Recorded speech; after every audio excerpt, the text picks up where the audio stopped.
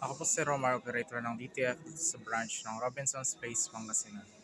Nagamit po ito ng 6 na araw na may total of 278 pieces ng A4. Ito naman po ang printer head. Ang huling palit po nito ay noong January 31, 2025. Capping na may 90% good condition pa po. Head clean.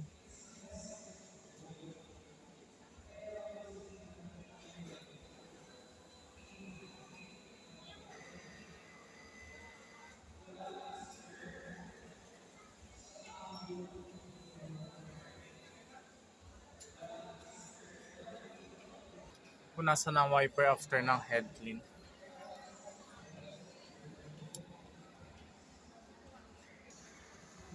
Nozzle test.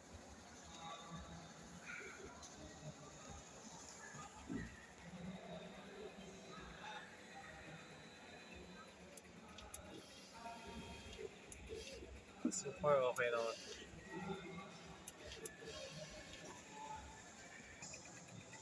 Ang ink system po namin ay tama lang ang level.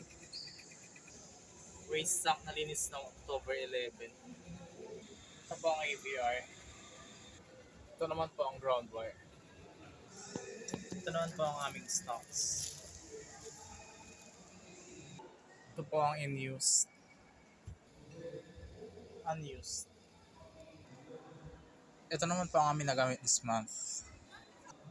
Ito po ang sa daily output and daily checklist.